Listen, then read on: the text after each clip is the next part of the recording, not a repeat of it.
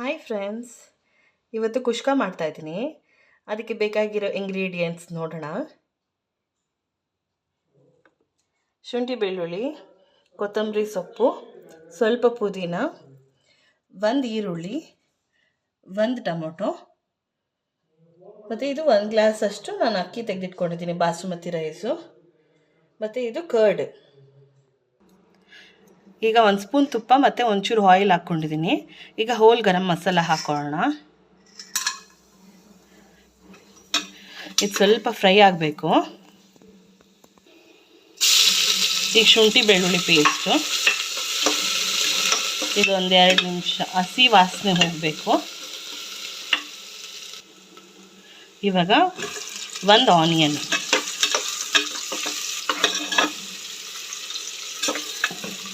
ಇದು ಚೆನ್ನಾಗಿ ಫ್ರೈ ಆಗಬೇಕು.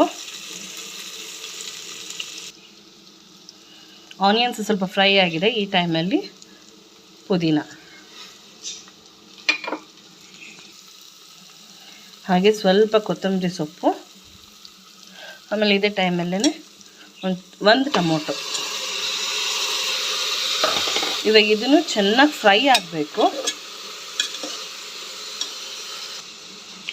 ಉಪ್ಪು ಮಾತ್ರ ನಿಮ್ಮ ರುಚಿಗೆ ತಕ್ಕಷ್ಟು ಹಾಕ್ಕೊಳ್ಳಿ. ನೋಡಿ, ಇವಾಗ ಚೆನ್ನಾಗಿ ಬೆಂದಿದೆ.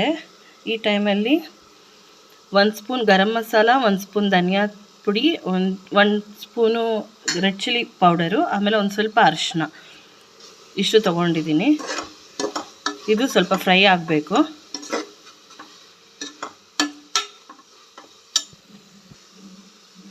ಇವಾಗ ಒಂದು ಸ್ವಲ್ಪ ಮೊಸರು, 1-2 ಸ್ಪೂನಷ್ಟು ಮೊಸರು. ಈಗ 1 ಕಪ್ ಬಾಸುಮತಿ ರೈಸು ನಾನು ನೆನೆಸಿಟ್ಕೊಂಡಿದ್ದೆ ಅರ್ಧ ಗಂಟೆ. ನೀರು ಹಾಕಬಾರ್ದು ಈ ಟೈಮಲ್ಲಿ, ಹಾಗೆ ಒಂಚೂರು ಫ್ರೈ ಮಾಡ್ಕೊಳ್ಳಿ ಲೈಟಾಗಿ.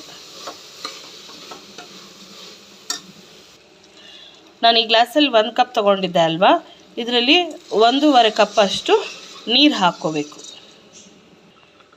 ಇವಾಗ ನೋಡಿ, ಎಣ್ಣೆ ಎಲ್ಲ ಮೇಲೆ ಬಂದು ಚೆನ್ನಾಗಿ ಕುದೀತಿದೆ. ಈ ಟೈಮಲ್ಲಿ ಸ್ವಲ್ಪ ಕೊತ್ತಂಬರಿ ಸೊಪ್ಪು ಮೇಲ್ಗಡೆ ಹಾಕ್ಬಿಟ್ಟು ಇದನ್ನು ವಿಸಿಲ್ 1 ವಿಸಿಲ್ ಸಾಕು. ಇದಕ್ಕೆ 1 ವಿಸಿಲ್ ಬಂದರೆ ಸಾಕು.